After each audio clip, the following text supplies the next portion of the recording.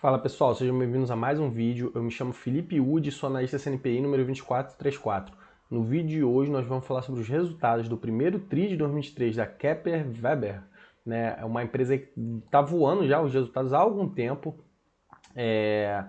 Se divulgou o resultado agora, né? Faz pouquinho tempo. Os resultados do primeiro TRI começaram a ser divulgados. E peço para vocês então deixarem um like aí, se inscrever no nosso canal, se achar esse canal interessante de alguma forma, se achou esse vídeo de alguma maneira útil para vocês, né? Comentar aí embaixo também ajuda o nosso canal a continuar crescendo. Se vocês tiverem interesse, né, em relatórios, valuations, né, alguns vídeos de resultados que a gente faz fechado, né, algumas análises também, tem fundo imobiliário, tem estoque no exterior, né? Então tem um link aqui na descrição do vídeo aqui embaixo. Então vamos lá falar sobre a Kepler Weber. Antes até de entrar aqui no release, eu queria só mostrar um negócio para vocês. Tá o canal aberto aqui. Que a Kepler Weber, ela tem um fator interessante. Ela já teve ela tem uma cotação baixinha, tá? Mas o que a gente tem que analisar, sempre falo isso para vocês, é o valor de mercado, né? Que é o valor de mercado bem baixinho, 1 bi. Ela tá dando um EBITDA de mais ou menos 500 milhões, então a gente vê que ela estaria baixo, né? Frente ao que ela gera de caixa. Mas se você olhar o passado, aqui teve desdobramento, né? Tem evento acionário que impacta, né? Então o preço, não é que o preço era esse padrão aqui todo, né? 85 e tal. É porque tinha menos ações em circulação também, tinha vários eventos acionários que impactaram, que a gente tem que estar sempre acompanhando o valor de mercado. Mas se vocês olharem aqui, ó, a cotação deles vira e mexe, ó, lá em 2007, 2008, ó, estava R$ 1, aí depois subiu aqui para quase 5, ou seja, multiplicando por 5 em 2010, aí ficou anos e anos de lado, aí depois subiu de novo, ó, de 1 para 6, 7, 8, aí depois caiu de novo, e agora subiu, caiu um pouquinho, né, por conta de alta de juros e tal, subiu, chegou a bater R$ 10, agora caiu mais um pouquinho, né, por conta desse movimento macro, mas é uma empresa que está sempre a cotação oscilando, porque os fundamentos também, no histórico, também estava assim, né, a cotação, a receita vinha, subia, acelerava, depois vinha e caía também, então uma empresa que ela trabalha no setor industrial, tá, então deixa eu voltar aqui para a apresentação, ela trabalha no setor industrial, fazendo esses granéis, né, para armazenamento de grãos, né? Mas ela é uma empresa industrial do agronegócio, né? Então ela dependia muito, às vezes tinha uma quebra de safra, né? Algum problema com a safra, algum problema climático, algum problema aí de plantação, talvez o defensivo lá, fertilizante, atrapalhou, né, na plantação lá da safra, e aí teve um impacto na produção, exportações também foram menores, né? O agronegócio também é cíclico, né? Mas vem voando há anos e anos aqui no Brasil, carregando o nosso PIB, né? Então ela também acabava caindo quando tinha esses problemas no agro. Só que nos últimos anos, né, os últimos 2, 3 anos, ela está com resultados bem fortes, né? O abastecimento deles. Basicamente, eles têm um capex que é para produzir esses granéis aqui de armazenamento, né? Que são industriais. Então não é um capex muito pesado, eles produzem isso aqui e ficam lá, mas eles também começaram a oferecer alguns serviços, tá? Então eles estão mostrando até aqui ó, que o resultado do primeiro TRI já veio forte, continua vindo forte. Ó. Resiliência em margens entregando a segunda melhor performance do primeiro trimestre em toda a história da companhia. Eles botam alguns destaques aqui, né, no início. Ó. Receita líquida atingiu 323 milhões no primeiro TRI, redução, já teve uma reduçãozinha, né, em relação ao primeiro TRI de 2022 e redução em relação ao quarto TRI. Então a gente já viu uma desaceleração. Eu acho que tem empresas do agro que estão num patamar assim de crescimento, num patamar de estabilidade mais interessantes para investir. Né? Eu já falei da Lavoro, que é daqui do Brasil, mas foi listada lá no exterior. A Brasil Agro, né? Agro 3, uma empresa aí muito dinâmica, né? Que tem TIR muito alta. Tem a 3tentos, né? Com crescimento agressivo até meio semelhante, né? A Lavoro. A VIT, a própria VIT, eu fiz um vídeo sobre uma apresentação institucional deles. Né? São empresas aí que eu acho que estão mais estáveis, né? O crescimento, assim, às vezes não é tão absurdo, mas não teve esse problema do passado da Kepler Weber. Então a gente já vê que teve uma desaceleração, inclusive do EBITDA, né? Só que eles têm essa parte dos serviços, que eu acho que eles vão falar mais adiante aqui na apresentação deles, do resultado, que tende a segurar esse EBITDA, tá? Por mais que a receita às vezes desacelere, se você tiver uma receita de subscrição, né? Até fazendo um paralelo com o Software as a Service, daqui a pouco eles vão botar uma nomenclatura, né? Que é tudo as a Service, né? Granel as a Service, vai criar.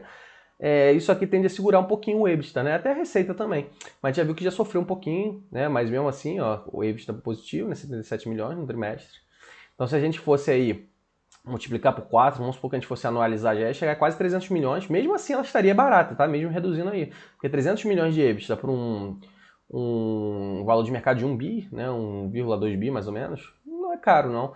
Mas eu acho que tem outras opções melhores. Ó, redução de 47%, margem EBITDA de 24%. Eles não têm margem muito grandes, tá? Muito altas, porque essa questão industrial, né? O agro também não tem margem alta, ó, e caiu bastante, ó, redução de 9,6 pontos. E redução em relação ao quarto tri. Depois a gente vai acompanhar aí. Eles, na mensagem da administração, eles explicando. O lucro líquido deles, positivo, então o resultado financeiro não pesa, mas aí como caiu tudo, acabou que despencou frente ao primeiro tri, 45% em relação ao anterior, e frente ao quarto tri. E a margem líquida também. Aqui eles botam um pouquinho da mensagem, né? Ó, líder em soluções e equipamentos para armazenagem e soluções em pós-colheita de grãos, tá? Então, no final de 2022, ao fazer um planejamento de 2023, verificamos o risco de um cenário mais adverso de vendas no segmento de produtores rurais. Como forma de compensar tal risco, adotamos ações específicas, focando sobretudo nas oportunidades de clientes corporativos, mais especificamente agroindústrias corporativas, portos e terminais. Então, a gente vê que pessoa física, né, fazendeiro, que não trabalha com CNPJ, né, grande, né, que tem uma demanda muito grande, estão sofrendo mais, né? Então, eles estão focando aqui no corporativo. Aí eles estão falando, né, que apesar da acomodação da receita, só pede para o primeiro tri de 2022, sendo superior a todos os outros trimestres. Na verdade, eu acho que a base de comparação de 2022 era muito forte, né? Eles estão falando aqui, segmento fazenda. Aí tem segmento de reposição de serviço, tem grande foco na geração de receita recorrente, que é exatamente o que eu falei, que eles vêm focando. Aí eles fizeram aquisição agora, no primeiro trimestre, nesse trimestre aqui, ó, 50% de mais uma empresa aí, a Procer, que possibilitará alavancar ainda mais as receitas recorrentes, né, através da oferta de IoT. Então, esses agricultores, né, eles precisam às vezes de auxílio para controlar lá a colheita deles. No caso deles esses granéis, né, de armazenamento. Então eles adquiriram uma empresa aí para controlar, de repente para ver o estado, como é que está lá dentro, os grãos, ou para auxiliar na hora da colheita, né, pós-colheita, que eles fazem essa pós-colheita. O que pode ir para esse granel, um granel específico. Eles não detalham tão bem, né? De repente eles podem, mais à frente, criar granéis específicos para um tipo de grão, para outro tipo de grão. Então eles vêm implementando essa parte aí de tecnologia que pode impulsionar a rentabilidade do agricultor. Eles não falaram muita coisa, né? Eles têm um ROI. Esse ROI aqui, ó, 80%, isso aqui só de olhar esse valor, a gente vê que é completamente distorcido, tá? Não dá para comparar. Você teria que fazer um ajuste, normalizar esse ROIC, né? Verificar o capital lá que eles pegam para se alavancar, verificar de repente o histórico do passado, por que teve esse problema todo, porque 80% é surreal, né? Parece que a empresa vai multiplicar por 100, né, daqui a pouco, porque tá pegando dinheiro, tá tendo um retorno aí de 80%, então isso aqui é surreal. Aqui tem mais alguns aqui destaques. Receita a gente viu que deu uma recuadinha, mas eles falaram, né, primeiro trimestre de 2022 foi o único que ficou superior ao primeiro trimestre de 2023. Então a base de comparação também era muito alta, não é que veio ruim. Mas já deu um recuozinho até frente ao quarto tri também, que eles nem mencionaram muito. Ó, o lucro a gente vê que caiu, 45%. Mas continua com uma margem líquida. Uma margem líquida boa, tá? Porque é um setor aí de margens mais apertadas mesmo, tá? O EBITDA já caiu e tal, o lucro por ação também despencou, né? A gente vê que o resultado caiu bem. Aqui eles explicando um pouquinho como é que funciona, né? A área de negócio deles. Eles classificaram agora 2 grupos, né? Fazendas, correspondem a produtores rurais e agroindústrias, que eu falei, né? Então, nesse primeiro tri, eles sofreram muito aí por conta desse cenário adverso. Para fazendas, né? Pessoa física também, produtores rurais, que trabalham de maneira isolada, né? Não trabalham em grandes corporações. E a agroindústria eles começaram a focar mais. Então, eles estão sofrendo. Então, a gente vê que o movimento macro está afetando um pouquinho, tá? Até o agronegócio. Não todo o agronegócio, né? A Kepler Weber é uma empresa que está sendo afetada, né? Não são todas as empresas que estão sendo afetadas. E as agroindústrias não está segurando bem, né? Então, como é que funciona aqui, ó?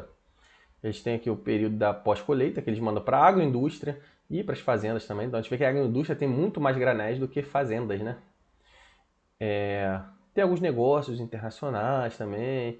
Eles têm a parte de portos e terminais, que eles armazenam lá para quem está fazendo transporte de um país para o outro, de uma região do Brasil para o outro. E reposição de serviços que eles vêm investindo mais para tentar estabilizar essa receita, que foi um problema lá no passado. Se eles conseguirem estabilizar aqui em reposição de serviços, conseguir uma receita recorrente, não precisa nem ser uma receita tão alta não, tá? Mas um patamar aí, conseguir estabilizar em momentos aí desafiadores, como agora mesmo no primeiro tri a gente está vendo que eles sofreram um pouquinho, a Kepler Weber pode conseguir manter um patamar muito bom e nessa faixa de preço estaria muito atrativa, né? Mas eu acho que ainda tem cases melhores, tá? Aí tá falando aqui, mercados internacionais eles abrangem o mercado externo, incluindo vendas não exportadas pelo Brasil, né? Então, o que é exportado pelo Brasil, eles não incluiriam aqui, né?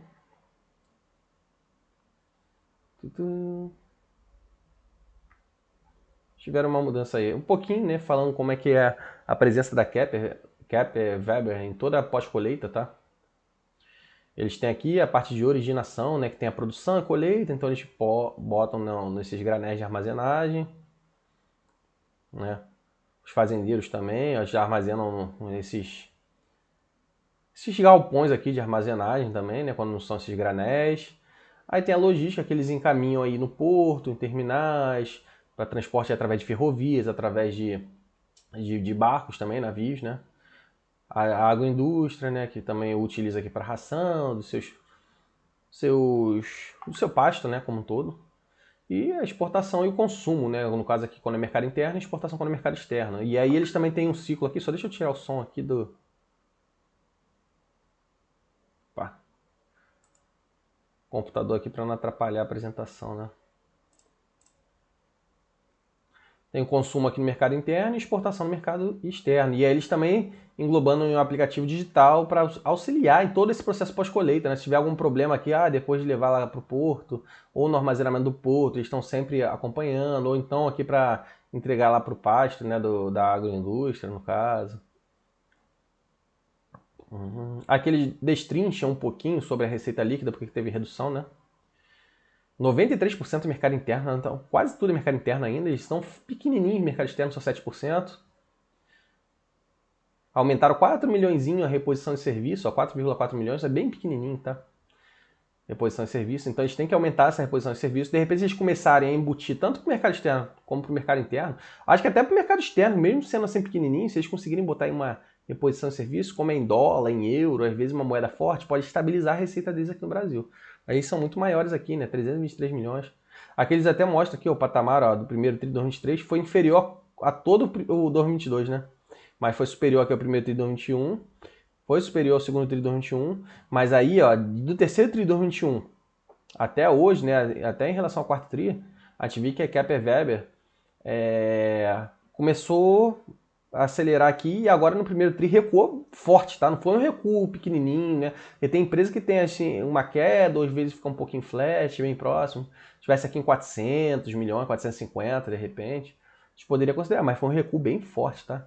Mercado externo, a gente vê que eles recuaram também. Mercado externo, todos os vídeos, para quem acompanha aqui, sabe que está sofrendo bem mais do que o do Brasil, né? A gente vê até que o mercado interno ampliou aqui a participação. E o mercado externo, às vezes, tem essa questão do câmbio aí que facilita, né? Aí eles comparam aqui o primeiro tri de 2021. Não acho que é uma boa base de comparação, tá? Apesar deles falarem, porque eles estavam em franca ascensão aqui, despencou essa receita. Então o resultado do primeiro tri não veio muito bom não, tá? Aí eles destrinchando um pouquinho, né? A receita deles, boa parte vem de fazendas. Redução de 12%, né? Fazenda sofrendo muito, aí eles falando aqui que caiu um pouquinho da elevação da taxa de juros, pressionando os fazendeiros. Ticket médio, ó, eles tiveram que reduzir por conta do preço do aço, essas chapas aí desses granéis. A escassez de recursos nas linhas de agronegócio, como PCA, redução do valor dos commodities, que aí impacta também no repasse de preço para eles, né? Porque se o agronegócio está voando, eles conseguem repassar preço ali nesses granéis. Se o agronegócio não está, eles têm que diminuir o preço para conseguir manter um pouquinho de share, né? Aí eles falaram que tiveram um pouquinho de vendas aqui relevantes, né, no final do primeiro tri, que vão alavancar o segundo tri e terceiro tri. 25 milhões para a região do Mato Grosso, entre eles a ampliação de obras de 25 milhões não é tão grande assim, né, para uma receita total aqui de... É aqui que só fazenda, né, a parte de fazenda. Não, tudo bem, para uma receita aqui de 100 milhões, 25 milhões é quase 25%. Mas ainda assim não é relevante frente à receita total, né. Agroindústria. A agroindústria mais ou menos, ó, 110 milhões. E aqui 107, só um pouquinho maior que fazenda, né? Então a gente vê que fazenda pressionou bastante, né? Não, mas a agroindústria, ó, eles falaram lá no início que estava focando no segmento aí corporativo, a agroindústria também caiu muito, a 53%. Então pressionou muito, né? Então a agroindústria caiu bem mais do que as fazendas, né? Apesar de eles terem falado na mensagem da administração, ó, 12% de queda aqui. nas fazendas e 50% na agroindústria. Então esse foco deles, essa mensagem da administração deles não ficou muito legal não, né? Porque o agroindústria que eles estão focando não está bem, né? Redução bem forte. Aí eles falam que estão reposicionando área de negócio, indústria, cooperativas, cerealistas, enfim. Aí falando aqui, né, composição, principalmente da taxa de juros também. Aí falam que os projetos são de alta complexidade, tem um ciclo de vendas mais prolongado. Então tem que acompanhar de perto se realmente os projetos se vai entrar, se eles fizeram capex, depois mais embaixo, lá no final da apresentação, a gente vai ver o DFC deles, né? Se eles botaram um capex muito pesado lá, às vezes demora a ter retorno, mas mesmo assim tem uma pressão bem forte, tá? Eles venderam aqui um projeto aqui de grande porte numa cooperativa em Mato Grosso. Eles começaram a entrar em Mato Grosso muito forte, tá? Eles eram mais fortes lá no sul do país. Mato Grosso é a parte agro aí, eu acho que tem a maior presença, né, no mercado nacional. Vai aumentar 43 milhões aqui no segundo TRI até o segundo TRI de 2024. 43 milhões é mais relevante lá do que aquela venda de fazenda que a gente viu lá aquela venda para fazenda aqui no segmento de pessoa física, né, de grandes produtores rurais, que foi 25 milhões, né, 43 milhões já seria aqui um aumento relevante. Frente ao primeiro TRI de 2023, né, não, frente ao primeiro TRI de 2022 não, que ainda não teria recuperado, mas já teria um impacto positivo. E também teve aqui mais 2 projetos aqui de 27 milhões, ó, no Rio Grande do Sul e outro no Mato Grosso do Sul. Também vai dar um aumentinho, mas ainda não vai atingir o patamar de 2022, então a gente vê que a rentabilidade deles tende a cair. Então acho que o mercado pode ser que baixe. Negócios internacionais a gente vê que caiu muito também, ó, 39%. Aí tá falando da seca do Paraguai, arrefecimento econômico, né, a pior econômica dos países também. As exportações são mais aqui para América do Sul, né, deles. Aí eles fizeram uma venda aqui de 10 milhõezinhos, já chegaria aqui no patamar próximo aqui do primeiro TRI de 2022, né? Sendo 3 projetos diferentes, Paraguai e Chile. E aquela empresa lá, a Procer, de tecnologia, né? É mais aqui para a parte internacional que eles estão dizendo. Portos e terminais. Acabou de começar, né, em 2022, nem teve, né? Primeiro TRI.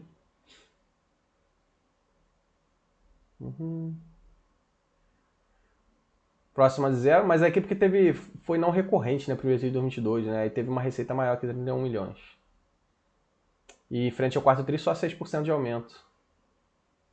Entrega de 2 projetos aqui, terminal portuário em Paranaguá. Vendeu um projeto de 71 milhões aqui, ó, para operar grãos e fertilizantes lá no terminal portuário na Bahia. Contribuirá para alavancar o faturamento a partir do quarto TRI de 2023. Isso aqui vai dar um aumentinho, né? 73 milhões. Então já pode dar um aumento aí no resultado até o fim do ano. A tendência é o resultado deles melhorar, né? O primeiro TRI veio bem fraco, os próximos trimestres parece que vão melhorar um pouquinho. Mas eu acho que ainda não vão chegar no patamar de 2022 não, tá? Estão falando que aposta no volume maior aqui em portos e terminais em 2023 do que em 2022. Parece que sim, né? Porque eles já venderam, né? E reposição de serviços daqui eu acho que o nicho mais interessante para a Kepler Weber, né? Que vai solucionar os problemas que eles tiveram lá atrás, né? Da cotação aí, que andou de lado por conta do resultado. Então já viu que subiu um pouquinho, né? Eles estão conseguindo fazer uma venda cruzada, né? Venda casada. Algumas empresas falam muito disso, né? ClearSale, né? De TI, venda cruzada. Acho que a LocalWeb também, eu fiz alguns vídeos. Que é quando você tem lá um serviço, né? Por exemplo, eles vendem lá para fazenda, vende lá para o exterior, vende para a agroindústria, né? Então eles começam a oferecer serviços junto com essa venda, né? Vai comprar isso aqui, ó, precisa pegar um servicinho aqui. Ou então às vezes não engloba, né? Não integra, mas oferece, mostra que vai ter uma maior rentabilidade, uma maior eficiência para o fazendeiro, para o agronegócio. Então a gente vê que aumentou aqui 20%.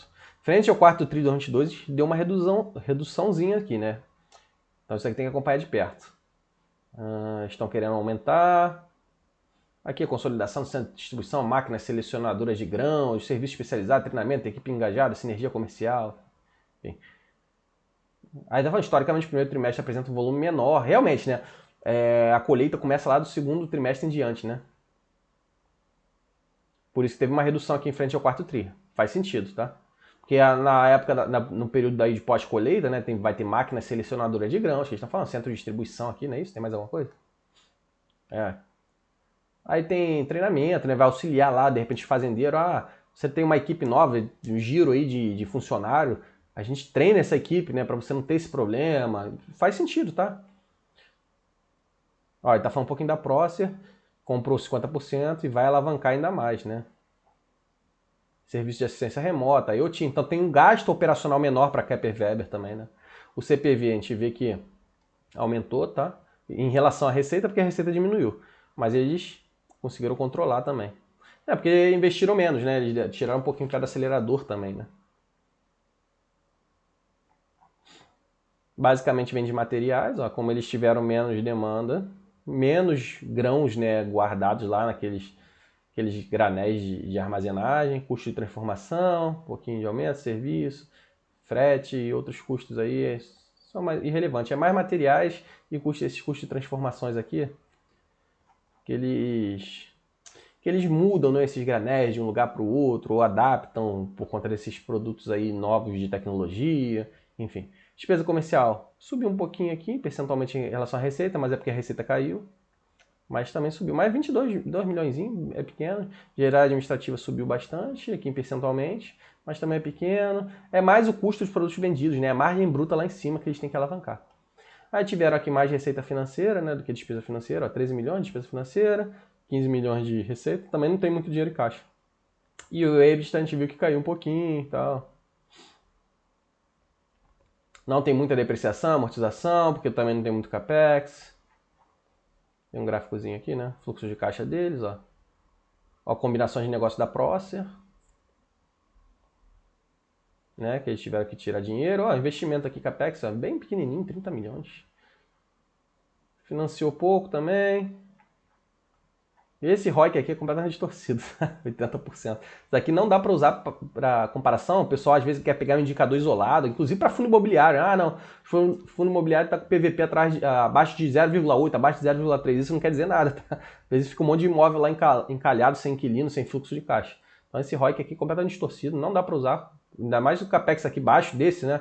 Capex baixo, financiamento baixo, a gente viu que o resultado financeiro deles não está impactando. A gente vê que o capex dele, ó, historicamente, ó, até subiu um pouquinho, ó, primeiro trimestre de 2023, 29 milhões, mas é muito pequeno esse capex, tá? Se a gente analisar aqui, pô, chega nem perto de uma geração operacional aí por trimestre deles.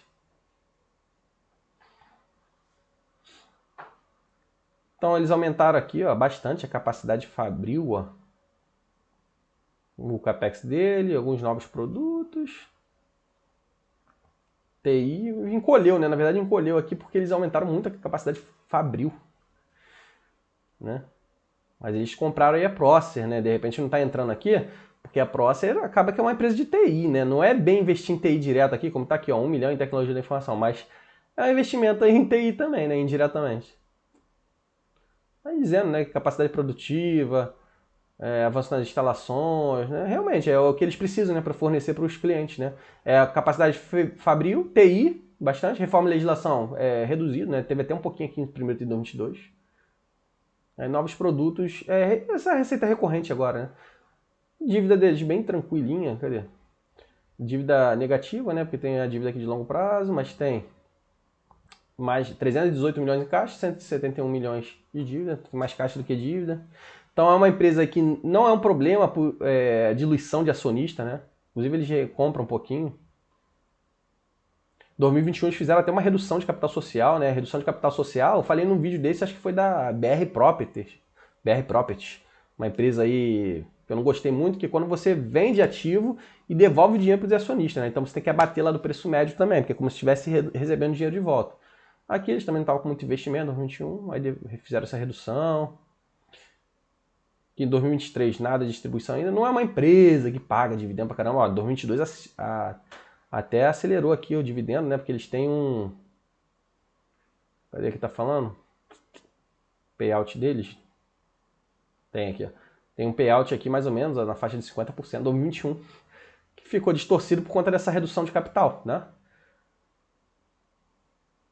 Mas aqui mais ou menos 50%, 2020 também, de payout. Eu acho que, assim, por mais que eles tenham um capex baixo, é um case ainda de crescimento e de consolidação. Eu acho que não precisava ter um payout tão alto, tá? Acho que eles poderiam reduzir, até por conta do passado, é que eles sofreram um pouquinho. Mas, fazer o quê? A gente tem que aceitar isso, cada empresa é de uma forma, né? 2023 aqui 50 milhões de lucro, bem pequenininho. Agora a empresa caiu um pouquinho, né? Falando aqui, eles têm um free float alto, tem trigo no capital, então alguns fundos de investimento aí famosos, né? Morgan Stanley, Grupo Tarpon Investimentos, e aí uma família também, né? Heller. Eles fizeram um desdobramento aqui, ó. Foi aprovado, né? 2 ações para cada uma da espécie. Isso daqui é relevante, tá, pessoal? Porque a cotação lá vai cair, aí o pessoal às vezes olha assim, pô, a cotação despencou, agora que é hora de eu entrar. Não tem nada a ver, a gente tem que analisar o valor de mercado, tá? Então vai ter desdobramentos. Isso daqui não muda nem para quem ganhou a ação. Porque o que vale mesmo é o valor de mercado da empresa, tá? Então eles vão ter aqui um desdobramento aqui. Já teve, né? 4 de abril. 6 de abril, né? Já teve desdobramento. Um programa de recompra de ações, aquisição da Procer, que a gente falou. Alguma coisa aqui interessante? Acho que basicamente foi isso aí. Ah, demonstração de fluxo de caixa, né? Falei que ia dar uma olhada. Ela tem depreciação e amortização bem pequenininha. Provisão para perda bem pequenininha também. Um pouquinho de contingência civil, tributária, outras provisões. Eles provisionaram um pouquinho mais, né? Esse trimestre. Conta a receber de clientes, tem um pouquinho de estoque, né? Ficou preso aí. Nada muito relevante. A gente vê que o fluxo de caixa operacional ficou até próximo do ano passado, né? Não caiu tanto assim. Mas eles receberam aqui um dinheiro alto quanto a receber, ficou com o estoque preso. Então, de repente, esse estoque aqui vão começar a desovar, vai aumentar o fluxo de caixa dos próximos trimestres. Pagaram aqui já salário, férias, né? Agora no início do ano. Adiantamento de clientes, né? Pequenininho. Não tem nada de financiamento tão relevantes. Juros também não. Teve uma aquisição aqui, 45 milhões, né? Acho que foi a Procer que entra aqui, né? E imobilizado aqui 9 milhões. Nada demais, nada de tão relevante, né? Então essa daí foi a Kepler Weber. É uma empresa interessante, mas eu acho que tem opções melhores no momento, tá? No setor de agronegócio. Eu acho que é um case ainda de consolidação, por mais que veio com resultado forte em 2022, deu uma desacelerada. Eu acho que 2023 me parece que não vai ser tão bom como 2022 para eles, tá? Mas eu acho que o resultado do primeiro tri foi muito fraquinho. Eu acho que os próximos trimestres tendem a melhorar, como a gente viu aí, discorreu ao longo do vídeo. Pessoal, se eu puder, se eu ajudei vocês de alguma forma, peço vocês deixarem o like aí, se inscrever no nosso canal, siga nossa página no Instagram, comentar aí, curtir, se inscrever no canal, seguir a página no Instagram. E se tiver interesse, né, no nosso serviço de análise e valuation, tem o link na descrição do vídeo. Valeu? Forte abraço.